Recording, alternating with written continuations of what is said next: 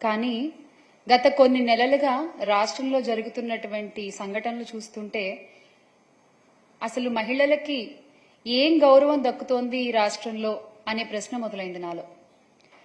మహిళలు, చిన్నారులు, బాలికలు ప్రతి ఒక్కళ్ల మీద హత్యలు, అత్యాచారాలు అసలు ఇవి నిత్యకృత్యం అయిపోయాయని చెప్పుకోవచ్చు. ఒక మహిళ హోంమంత్రిగా ఉన్న ఈ రాష్ట్రంలో ఏ వైపు నుంచి మహిళలపై దాడులు జరుగుతాయో తెలియని పరిస్థితి.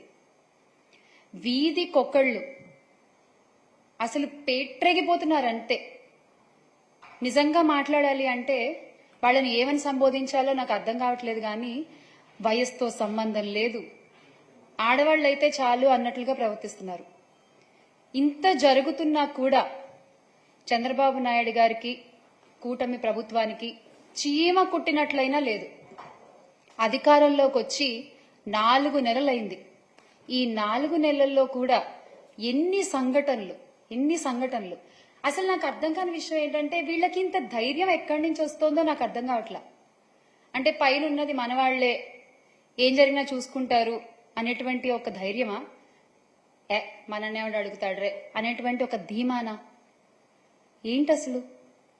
ఇక మన డిప్యూటీ సీఎం గారి ఇలాకాలో జానీలైతే తెగ పేట్రేగిపోతున్నారండి, తెగ. ఈ రోజు కూడా న్యూస్ మీరు చూసుకున్నట్లయితే దళిత బాలికపై, 16 ఏళ్ల బాలికపై దుర్గాడ జానీ అనేటువంటి వ్యక్తి అసలంటే ఊరి శివార్లకి తీసుకెళ్లి ఆటోలో ఎక్కించుకుని ఒక మహిళని కాపలాగా పెట్టి ఆ అమ్మాయి మీద అత్యాచారం చేయడం. ఆయనెవరు? ఈ దుర్గాడ జానీ అనే వ్యక్తి ఆ తెలుగుదేశం పార్టీ పట్టణ అధ్యక్షురాలి భర్త, విజయలక్ష్మి గారు ఆవిడ పేరు. ఆవిడ భర్త, ఆవిడ మాజీ కౌన్సిలర్ కూడా. అంటే ఈ తెలుగుదేశం పార్టీ నాయకులే ఇలాంటి ఘటనలో ఇన్వాల్వ్ అవ్వడం వల్ల పోలీసులు కూడా ధైర్యంగా కేసులు నమోదు చేయలేకపోతున్నారు. ఈ సంఘటనలో కూడా, ఈ దుర్గాడ జానీ సంఘటనలో కూడా డంప్ యార్డ్ లో ప్లాస్టిక్ బాటిల్ ఏరుకునేటువంటి వ్యక్తి పట్టుకుని రెడ్ హ్యాండెడ్ గా పోలీసులకు అప్పచెప్తే అప్పుడు కూడా వాళ్ళు కేసులు నమోదు చేయలేదండి. ఆ దుర్గాడ జానీ అనేటువంటి వ్యక్తిని కాపాడడానికే ప్రయత్నం చేశారు. ఇక బాలిక కుటుంబ సభ్యులు పోలీసులపై ఒత్తిడి తీసుకొస్తే ఇక తప్పక వాళ్ళు కేసుని నమోదు చేశారు. ఇది లేటెస్ట్. ఇక మొన్నటికి మొన్న పుంగనూరులో జరిగినటువంటి ఆసిఫియా ఘటన తీసుకున్నట్లయితే ఆ అమ్మాయి కనిపించట్లేదు అని కుటుంబ సభ్యులు ఎప్పుడైతే పోలీసులకి ఫిర్యాదు చేశారో అప్పుడే పోలీసులు గనక సరైన యాక్షన్ తీసుకుని సరిగ్గా మనసు పెట్టి వెతికి ఆ పాపని తీసుకొచ్చి ఆ తల్లికి ఇచ్చుంటే ఎంత బాగుండేదండి. 5-6 రోజుల కాలం గడిపేశారు పట్టించుకోకుండా. చివరికి ఆ పాప చచ్చిపోయి కనిపించింది. ఆ తల్లి పడేటువంటి ఆ కడుపు కోత ఎలా ఉంటుందో ఒక తల్లిగా నేను అర్థం చేసుకోగలను. అంటే ఏం లేదు, చిన్న బాధ, ముందే ఒక్క అడుగు ముందే ఉంటే పోయిందేంటి, ఏముంది, ఒక తల్లి కూతురు కలిసేవాళ్లు కదా అనేటువంటి ఒక బాధ, అంతే, అంతకంటే ఏం లేదు. ఎప్పుడైతే ఇందులో ఇంకో గొప్ప విషయం ఏంటంటే ఎప్పుడైతే జగన్మోహన్ రెడ్డి గారు ఆ బాధితురాలి కుటుంబాన్ని పరామర్శించడానికి నేను వెళ్తున్నాను అని చెప్పారో అప్పటి వరకు ఎవ్వరూ స్పందించలేదు, అప్పటి వరకు ఎవ్వరూ పట్టించుకోలేదు. కానీ హుటాహుటిన అక్కడికి 3 మంత్రులు దిగిపోయారండి. అందులో మన హోంమంత్రి గారు కూడా ఉన్నారు. దిగిపోయి ఆ విషయాన్ని అక్కడ రాజకీయం చేసేశారు. అంటే మీకు 4-5 రోజులు ఆ పాప సంగతి గుర్తులేదు, మీకు 4-5 రోజులు ఆ తల్లిదండ్రుల వేదన గుర్తు రాలేదు. ఎప్పుడైతే జగన్మోహన్ రెడ్డి గారు వస్తున్నాను అక్కడికి నేను పరామర్శించడానికి ఆ బాధితురాలి కుటుంబానికి అని చెప్పారో అప్పుడు మీకు గుర్తొచ్చిందా అండి? అప్పుడు దాకా మీకు అసలు అక్కడికి వెళ్లాలని కూడా అనిపించలేదా? నిజంగానా? ఏదేమైనా ఆ ఆసిఫియా అయితే ఈ లోకం నుంచి వెళ్లిపోయింది. చాలా చాలా బాధాకరమైన విషయం ఇది. ఆ తల్లికి అమ్మా, ఎస్ మేమందరం ఉన్నాం మీకు, మీరు అధైర్యపడద్దు. ఇది ఆసిఫియా సంగతి. ఇక తర్వాత పోలీస్ అధికారులు గురించి మనం మాట్లాడుకుంటున్నాం. పోలీసులు ఏం కేసులు నమోదు చేయట్లేదు, పోలీసులు తెలుగుదేశం పార్టీ నాయకుల్ని కాపాడడానికి ప్రయత్నం చేస్తున్నారు అని చెప్పి మాట్లాడుకుంటున్నాం. కానీ పాపం వాళ్ళు మాత్రం ఏం చేస్తారులేండి, వాళ్ళ కుటుంబాలకే రక్షణ లేదు, వాళ్ళ కుటుంబాలకే రక్షణ లేదు ఈ రోజున రాష్ట్రంలో. సిఐ ధర్మవరంలో 1 టౌన్ సిఐ నాగేంద్ర ప్రసాద్ గారు వాళ్ళ అమ్మగారు 62 ఏళ్ళు ఆవిడికి, స్వర్ణకుమారి గారు ఆవిడ పేరు. ఆవిడని కిడ్నాప్ చేశారు. 9 రోజులైనా సరే ఎటువంటి యాక్షన్ తీసుకోలేదు. 9 రోజులైనా వెతికే ప్రయత్నం చేయలేదు. కనీసం ఆవిడ ఎక్కడుంది మినిమం అయినా పట్టించుకోవాలి కదండి. అలా ఏమీ పట్టించుకోకుండా వదిలేశారు. ఏమైంది? చివరికి ఆమె హత్యకు గురైంది. పోలీసుల కుటుంబాలకే రక్షణ లేకపోతే ఇక మిగతా వాళ్ళ పరిస్థితి ఏంటి? ఈ రాష్ట్రంలో ఏంటి మిగతా వాళ్ళ పరిస్థితి? రాష్ట్ర ప్రభుత్వము పోలీస్ వ్యవస్థకు వారి అసమర్థతకు గుర్తుగా ఇంకొక సంఘటన కూడా మనం చెప్పుకోవాలి. ఇక్కడ నంద్యాల జిల్లా మచ్చుమర్రి ఉదంతం మీ అందరికీ బాగా తెలిసే ఉంటుంది. మచ్చుమర్రికి చెందిన వాసంతి అనే 5వ తరగతి విద్యార్థినిపై జూలై 7న కొందరు ఆ అమ్మాయిని అపహరించుకుపోయారు. ఆ తర్వాత ఆ అమ్మాయిని అత్యాచారం చేసి వాళ్ళ కుటుంబీకులు పోలీసుల్ని కాపాడమని అడిగితే, కంప్లైంట్ చేయమని అడిగితే ఆ కంప్లైంట్ ఏదో తూతు మంత్రంగా అలా నోట్ చేసుకుని వాళ్ళకేదో కథ చెప్పారు. అత్యాచారం చేసి కృష్ణానదిలో పడేశారు అని చెప్పేసి చేతులు దులిపేసుకున్నారు. ఆ తర్వాత ఆ అక్యూజ్డ్ సంబంధించిన కుటుంబానికి సంబంధించిన ఎవరో ఒకరిని లాకప్ డెత్ చేసి కేసుని డైవర్ట్ చేసే ప్రయత్నం చేశారు తప్ప ఈ రోజుకి కూడా ఆ బాడీ ఏమైంది ఎవరికి తెలియదు. ఆ కుటుంబానికి ఆ అమ్మాయి బాడీ అందలేదు. ప్రభుత్వం నుంచి ఆ కుటుంబానికి ఎటువంటి న్యాయమూ జరగలేదు. ఏంటండి మహిళలకు మీరు ఇచ్చే గౌరవం? ఏంటండి చిన్నపిల్లల్ని మీరు కాపాడేటువంటి విధానం? ఇదా? మళ్ళీ గౌరవనీయులైన హోమ్ మినిస్టర్ గారు బంగళపూడి అనిత గారు ఒక మహిళ. ఇక కృష్ణా జిల్లా గుడ్లవల్లేరు ఇంజనీరింగ్ కాలేజ్ విషయం తీసుకుంటే 300 మంది అమ్మాయిలు రోడ్డెక్కి బాబు మా వీడియోలు అక్కడ ఉన్నాయి అని లబో దిబోమని మొత్తుకుంటున్నా కూడా గుట్టు చప్పుడు కాకుండా ఆ ఇష్యూని భలే మట్టు పెట్టేశారు. అసలు అంటే ఇమ్మీడియట్ గా హాలిడేస్ ఇచ్చేసి ఇమ్మీడియట్ గా పిల్లల్ని వాళ్ళ ఇళ్లకు పంపించేసేసి అసలు ఇక్కడ ఏం లేవు, అసలు ఇక్కడ ఏమి జరగలేదు. అరే కళ్ళ ముందు చెప్తున్నారు కదా ఆడపిల్లలందరూ వచ్చి, అది మీకు కనిపించట్లేదా? కావాలని చెప్తారా? సరదాగా చెప్తారా ఆడపిల్లలు ఇలాంటి విషయాల్లో? ఇంకొక ఇంట్రెస్టింగ్ విషయం ఏంటంటే ఇందులో లోకేష్ గారు కూడా అసలు ఇక్కడ కెమెరాలు ఉంటే చూపించాలి మీరు అని చెప్పి క్వశ్చన్ చేయడం అనేది చాలా,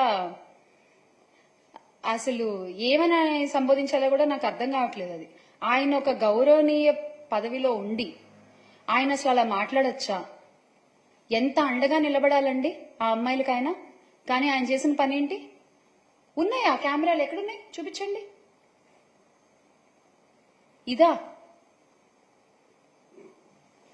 మళ్ళీ మీ మంత్రి శాఖలో ఒక మహిళ ఒక గొప్ప పదవిలో ఉండడం, హోంమంత్రిగా. చాలా అన్యాయం అండి ఇది, నిజంగా చాలా అన్యాయం. ఇదే జగనన్న ప్రభుత్వంలో తీసుకున్నట్లయితే క్షేత్ర స్థాయిలో మహిళలకు, చిన్నారులకు, బాలికలకు జగనన్న ప్రభుత్వం అండగా నిలబడింది. దిశా చట్టం ద్వారా ఆ దిశా లక్ష్యాన్ని ఇమ్మీడియట్ గా చేరుకోవడానికి మొబైల్ పోలీసు వ్యవస్థ, మహిళా పోలీసులు, వాలంటీర్లు అందరూ ఒకరికొకరు చేదోడు వాదోడుగా ఉంటూ అసలు ఇలాంటి సంఘటనలు జరగకుండా అడ్డుకునేవారు. జరిగినా ఇమ్మీడియట్ యాక్షన్ తీసుకునేవాళ్లు. బాధితులకి న్యాయం జరిగేది, తప్పు చేసిన వాడికి శిక్ష పడేది. అంత గొప్ప వ్యవస్థని మీరు భ్రష్టు పట్టించారు. అడ్డు అదుపు లేకుండా ఈ రోజున నేరగాళ్లు చెలరేగిపోతున్నారు. ఎందుకు ఆగుతారు? ఇలాంటి గొప్ప గొప్ప వ్యవస్థలు ఉన్నప్పుడు వాటిని అలా ఉంచితేనే మంచిదేమోనండి. ఏమో నాకు అనిపించింది నిజంగా ఈ రోజున. ఇక తప్పుడు ప్రచారాలు, అభూత కల్పనలు సృష్టించి ఆ నీడలో చంద్రబాబు గారి ప్రభుత్వం తప్పించుకోవాలని చూస్తున్నారు. ప్రతి విషయంలోనూ అలాగే చేస్తున్నారు. ఏమనుకుంటున్నారు? ఎవరు చూడట్లేదు అనుకుంటున్నారా? లేకపోతే చూసినా పట్టించుకోవట్లేదు అనుకుంటున్నారా? ఎవరు అడుగుతారులే అనుకుంటున్నారా? ఏమనుకుంటున్నారు మీరు? అసలు ఇదంతా ఎందుకండి? నాదే అసలు ఒక పెద్ద ఉదాహరణ. గుడ్లవల్లేరు ఇవన్నీ పక్కన పెడితే నాదే ఒక పెద్ద ఉదాహరణ.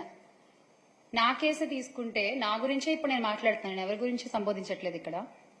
ఏ రోజునైతే జగన్మోహన్ రెడ్డి గారు నన్ను అధికార ప్రతినిధిగా నియమించారో, అనౌన్స్ చేశారో, ఆ రోజు నుంచి మానసికంగా ఎంత కృంగదీయాలో అంతా కుంగదీసే ప్రయత్నం చేస్తున్నారు. లోకేష్ ఫేక్ న్యూస్ ఫ్యాక్టరీ వాళ్ళు, తెలుగుదేశం పార్టీ కార్యకర్తలు, అమెరికాలో ఉండేటువంటి తెలుగుదేశం పార్టీ అభిమానులు, కొన్ని అయితే అఫీషియల్ తెలుగుదేశం పార్టీ హ్యాండిల్స్ నుంచే అసభ్యకరమైన మెసేజ్లు. ఆ పేపర్లు కూడా నేను మీకు ఇప్పుడు చూపిస్తాను సార్, ఒకసారి చూడండి. ఆ గ్రూప్ ఏంటండి? ఆంధ్ర రాష్ట్ర రాజకీయాలు గ్రూప్. ఆ గ్రూప్ లో చూడండి, నా నెంబర్ని అఫీషియల్ గా పెట్టేసి ఆ మెసేజ్ చూసారా మీరు? నేను నా నోటితో చదవలేను. ముంజని తగులుకోండి, బ్లడ్ దారలు కట్టాలా, చెవుల్లోంచి వేరేగా అనుకోవద్దు అంట. ఏంటండి అసలు ఆ పదజాలం? ఏంటండి ఆ మాటలు? ఇలాగా మీరు మాట్లాడుకునేది మీ గ్రూపుల్లో, మీ తెలుగుదేశం పార్టీ గ్రూపుల్లో మీరు మాట్లాడుకునేటువంటి భాష ఇలా ఉంటుందా? నాకు తెలీదు ఇప్పటిదాకా.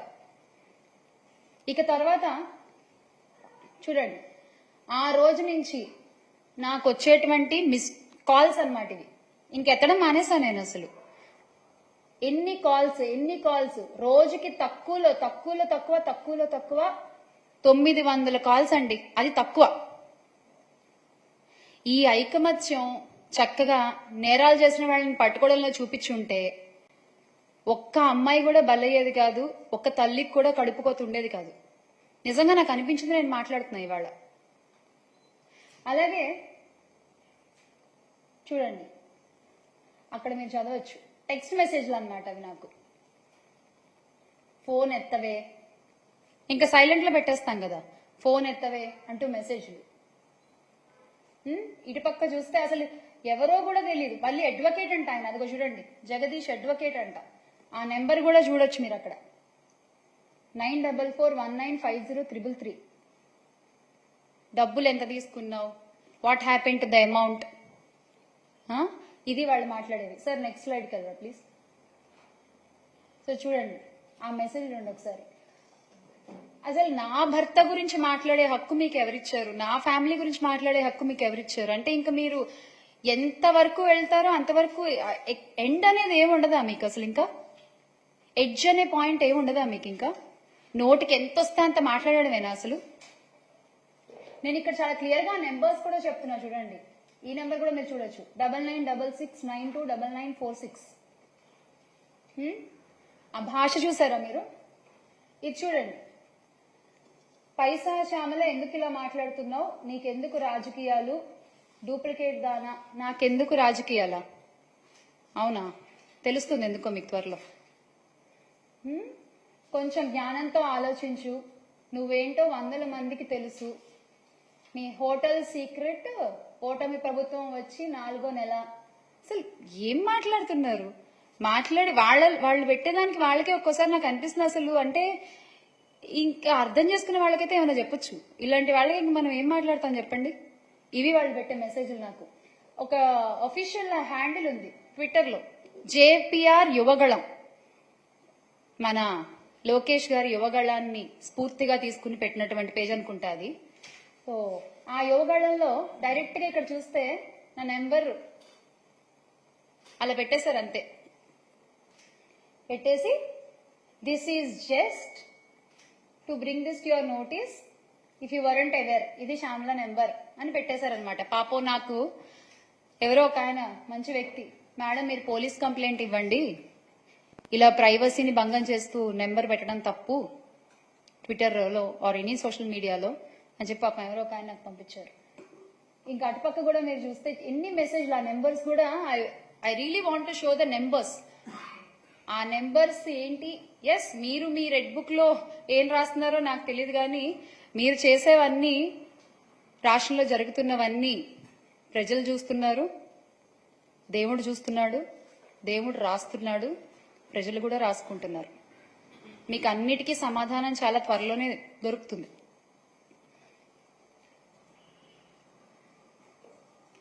సో ఇది చూడండి, ఇది లేటెస్ట్ అన్నమాట, వెరీ న్యూ అప్డేట్ అనేది. ఏంటి ఆడియో లీక్. నేను అవంతి శ్రీనివాస్ గారితో నేను ఫోన్లో మాట్లాడిన ఆడియో లీక్ ఎంత ఫేక్ చేశారంటే పాపం, అంటే వాళ్ళకి నా గురించి సరిగ్గా తెలియదు అనుకుంటా, డీటెయిల్స్, పర్సనల్ డీటెయిల్స్ కొంచెం వర్కౌట్ చేసి చేయాల్సింది అదేదో.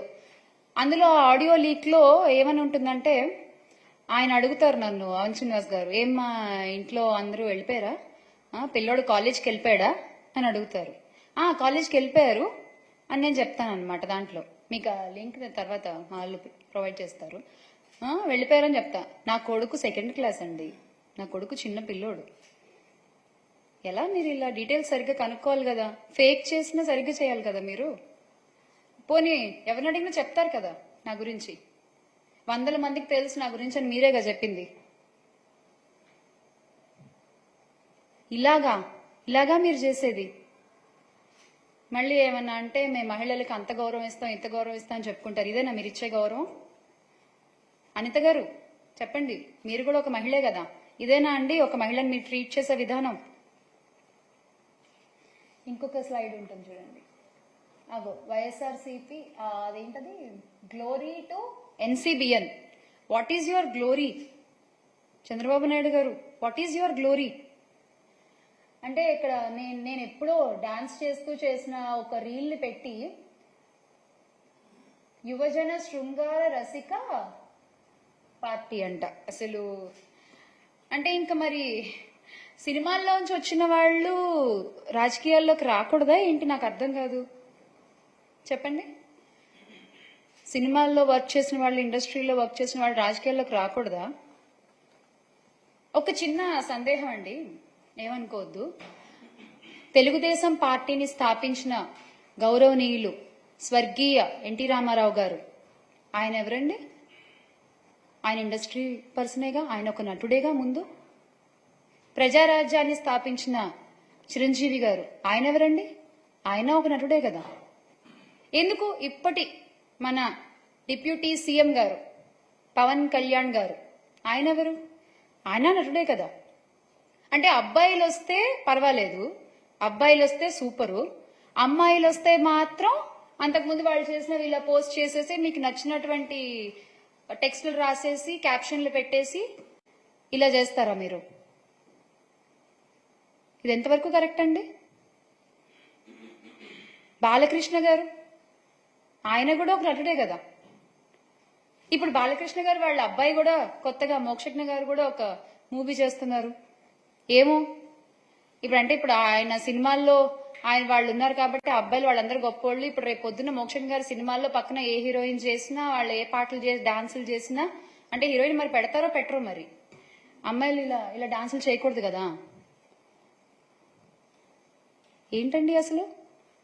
మీ పార్టీలోనే ఇంతకు ముందు జయసుధ గారు ఉన్నారు, జయప్రద గారు ఉన్నారు, కవిత గారు ఉన్నారు. అంటే వీళ్ళందరి వ్యక్తిత్వాల గురించి మీరేం చెప్పాలనుకుంటున్నారు? ఓహో, వాళ్ళు మీ పార్టీ వాళ్ళు కదా. Okay okay okay. సో మీ పార్టీలో ఉంటే ఓకే. మహిళలు, ఇండస్ట్రీ నుంచి వచ్చిన వాళ్ళు మీకు నచ్చని మీ వ్యతిరేక పార్టీలో ఉంటే మాత్రం వాళ్ళకి వ్యక్తిత్వాలు ఉండవు. వాళ్ళ వ్యక్తిత్వాల గురించి మనం ఏదైనా మాట్లాడేస్తాం, వాళ్ళ మీద మనం ఎంత అభాండాలైనా వేసేస్తాము, ఎంతైనా ట్రోల్ చేసేస్తాం. అంతేనా మీరు చెప్పదలుచుకున్నది? చూడండి ఆ ట్రోల్స్ అసలు ఎక్కడెక్కడ వెతికావు నైట్. అసలు ప్రతిది అంటే ఇంకా మహిళ అనగానే ఇలా ట్రోల్ చేయడము మీకు అలవాటైపోయిందండి. బేసిక్గా అలవాటైపోయింది. అంటే ఇప్పటివరకు నా మీద కానీ ఆర్ రోజా గారి మీద కానీ మీరు చేస్తున్నటువంటి ట్రోల్స్ కానీ, మీరు అంటున్నటువంటి మాటలు కానీ, ఇవన్నీ ఏంటంటే చేసే వాళ్ళకి ధైర్యం, మనోళ్ళు ఉన్నారు చూసుకుంటారులే అనేటువంటి ఒక ధైర్యం. ఆ ధైర్యాన్ని ఇస్తుంది మీరు కాదా అండి? ఆ ధైర్యాన్ని ఇస్తుంది మీరు కాదా అని అడుగుతున్నా నేను. ఇలా ట్రోల్స్ చేసే వాళ్ళకైనా, ఇలా సైబర్ క్రైమ్లు చేసే వాళ్ళకైనా, లేదా మహిళల మీద, బాలికల మీద, చిన్నారుల మీద ఇలా అత్యాచారాలు, అఘాయిత్యాలు చేసే వాళ్ళకైనా, హత్యలు చేసే వాళ్ళకైనా ధైర్యాలు ఇస్తోంది మీరు కాదా? మొట్టమొదటిసారి ఒక్కళ్ళు తప్పు చేయగానే ఇమీడియట్ గా యాక్షన్ తీసుకుంటే రెండో తప్పు జరగదు కదా. మీరు ఎందుకు తీసుకోవట్లేదు? అంటే మీ పార్టీ నాయకులు అందులో ఇన్వాల్వ్ అయి ఉన్నారనా? దీనికి ఖచ్చితంగా సమాధానం చెప్పాలండి. కూటమి ప్రభుత్వం దీనికి ఖచ్చితంగా సమాధానం చెప్పాలి. మీరు అధికారంలోకి వచ్చింది ఎందుకు? మహిళల్ని కాపాడాల్సిన బాధ్యత మీ మీద లేదా? చిన్నపిల్లల్ని కాపాడాల్సిన బాధ్యత మీ మీద లేదా? ఇలాంటి రాబందులు క్రూరముగాల నుంచి కాపాడే ధర్మం మీది కాదా? చెప్పండి. ఇంత దారుణంగా సైబర్ క్రైములకు దిగుతున్నారు అంటే ఈ రాబందులంతా, చిన్న పిల్లల మీద దూకుతున్నారంటే వీళ్ళంతా, ఈ కామాందులంతా వాళ్ల వెన్నుల్లో వణుకు పుట్టించే బాధ్యత మీది కాదా? దీనికి ఏం సమాధానం చెప్తారో చెప్పాలి నాకు. I will be waiting. విచిత్రమైన విషయం ఏంటంటే, మహిళల రక్షణ, శాంతి భద్రతల అంశాల మీద దృష్టి పెట్టాల్సిన పోలీసులు ఇప్పుడు ఎలా అయిపోయారంటే, వచ్చే రాజకీయ విమర్శలన్నింటినీ కూడా వాళ్ళ బాధ్యతగా తీసుకుంటున్నారు పాపం వాళ్ళు. ఎస్, ఎవరెవరైతే ప్రస్తుతం మీరు చూడొచ్చు, ప్రస్తుతం ప్రభుత్వం మీద ఎవరైతే ఒక విమర్శ చేస్తారో అది ప్రభుత్వ బాధ్యత కాదు, అది మా బాధ్యత. దానికోసం పనిచేస్తున్నారు పోలీస్ వ్యవస్థ అంతా. ఇప్పుడు చూడండి, ఆంధ్రప్రదేశ్ పోలీస్ ఇక్కడ కూడా మీరు చూడొచ్చు. AP police Twitter handle TDP Twitter handle గా ఎప్పుడు మారిపోయిందో నాకు తెలియదు. మరి ఇసుక సిండికేట్ గురించి ప్రశ్నిస్తే చర్యలు తప్పవని హెచ్చరిస్తారు. రాజకీయ విమర్శలకు పోలీసులకు అసలు ఏంటండి సంబంధం? ఎందుకు రాజకీయాలకు పోలీస్ శాఖ వేదిక అవుతోంది? ఎందుకు? వై? రాష్ట్రానికి 14 లక్షల కోట్లు అప్పు ఉంది అని చంద్రబాబు నాయుడు గారు చెప్పారు. ఇప్పటి వరకు ఒక్క ఆధారాన్ని కూడా ఆయన చూపలేకపోయారు. మరి ఆయన మీద ఏం చర్య తీసుకుంటారు? 30,000 మంది అమ్మాయిలు మిస్సింగ్, 30,000 మంది అమ్మాయిలు మిస్సింగ్. అసలు నేను అధికారంలోకి రాగానే నేను అందరినీ తీసుకొచ్చి నిలబడతాను అని అబద్ధపు ప్రచారాలు చేశారే పవన్ కళ్యాణ్ గారు. మరి ఆయన మీద మీరు ఏం చర్యలు తీసుకుంటారు? పోలీస్ వ్యవస్థ మొన్నటికి మొన్న కల్తీ నెయ్యి కలిసింది అని చెప్పి తిరుమల లడ్డు విషయంలో మొత్తం దేశం అంతా కూడా ఉలిక్కి పడింది ఒకసారి మీరు చేసిన వ్యాఖ్యలకి. ఎంతో మంది హిందువుల మనోభావాలు దెబ్బతీశారే మీ అబద్ధపు ప్రచారాలతో. మరి వాళ్ల మీద మీరు ఏం చర్యలు తీసుకుంటారు? ఈ కామెంట్ల ఆధారంగా సోషల్ మీడియాలో విస్తృత ప్రచారాలు, అబద్ధ ప్రచారాలు చేస్తున్న ప్రతి ఒక్కళ్ళ మీద మీరేం చర్యలు తీసుకుంటారు? నా మీదనే ఇంత నీచ కామెంట్లు, ఇంత అబద్ధ ప్రచారాలు చేస్తున్న వాళ్ళ మీద మీరు ఏం చర్యలు తీసుకుంటారు? చెప్పండి, తెలియాలి నాకు. అంటే మీరు అనుకుంటూ ఉండొచ్చు, కొంచెం వీళ్ళని ఇబ్బంది పెడితే, కొంచెం నొక్కి పెడితే ఏముంది, భయపడి వెళ్ళిపోతారులే అని మీరు అనుకుంటుండొచ్చు. మీరు మమ్మల్ని ఎంత మానసికంగా దెబ్బతీయాలి అనుకున్నా మేము వెనక్కి తగ్గం. చేశారు, మీకు చేతనైనంత చేశారు. ఇండస్ట్రీలో ఒక పని లేకుండా చేశారు, పర్వాలేదు, నిలబడి తట్టుకునే శక్తి నాకుంది.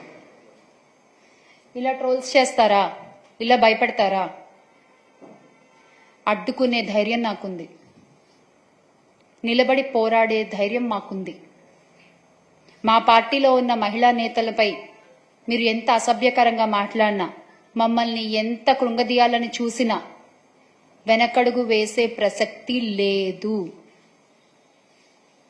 రాష్ట్రంలో మహిళలపై జరిగినటువంటి ఈ అత్యాచారాల్ని, అఘాయిత్యాలకి, హత్యలకి, ఇవన్నీ పాల్పడుతున్న నిందితులపై మీరు కఠిన శిక్ష తీసుకోవాలి, ఖచ్చితమైన యాక్షన్ తీసుకోవాలి. ఆ నిందితులకి శిక్ష పడాలి. వైఎస్ఆర్సీపీ పార్టీ తరఫున చాలా గట్టిగా మా మహిళా నేతలందరి తరఫున ఈ రోజున మేము డిమాండ్ చేస్తున్నాం. రాష్ట్రంలో మహిళలపై జరిగినటువంటి అఘాయిత్యాలకి మీరేం సమాధానం చెప్తారు? We are demanding an answer. ఒకవేళ ఇదే గనక కొనసాగితే మాత్రం, ఇలాగే గనక జరుగుతుంటే మాత్రం ఓకే, పెద్ద ఎత్తున ఉద్యమించడానికి మేము రెడీ. ఖచ్చితంగా పెద్ద ఎత్తున ఉద్యమిస్తాము. మహిళలకి అండగా నిలబడుతుంది వైఎస్ఆర్సీపీ పార్టీ. ఎప్పుడు మేము అండగా నిలబడతాము. అసలైన మహిళా శక్తి ఏంటో అవసరం వచ్చినప్పుడు ఖచ్చితంగా మీకు చూపిస్తాం, మీరు ఇలాగే కొనసాగితే మాత్రం. జై హింద్. చేశామన్నా, తీసుకునేది ఎవరు? యాక్షన్ తీసుకునేది ఎవరు? వచ్చే 1000 కంప్లైంట్లలో ఇదొకటి. నేను ఒక్కదాన్నే కాదు కదన్నా సైబర్ క్రైమ్ బాధితురాలు. ఎంతమంది ఆడపిల్లలు లేరు? ఎంతమంది లేరు?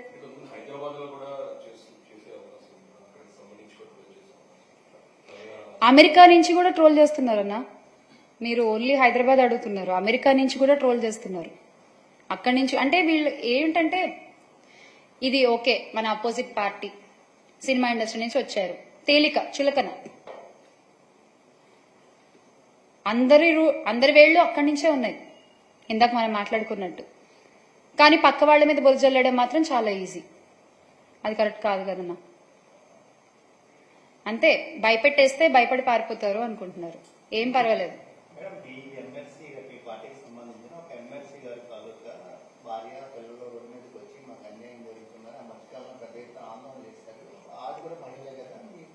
మహిళలు డెఫినెట్ గా ఎవరు బాధపడినా మా పార్టీ చూస్తూ ఊరుకోదన్నా. ఖచ్చితంగా ఎవరికి ఏ విధంగా న్యాయం చేయాలో ఆ విధంగా న్యాయం జరుగుతుంది, చేస్తారు.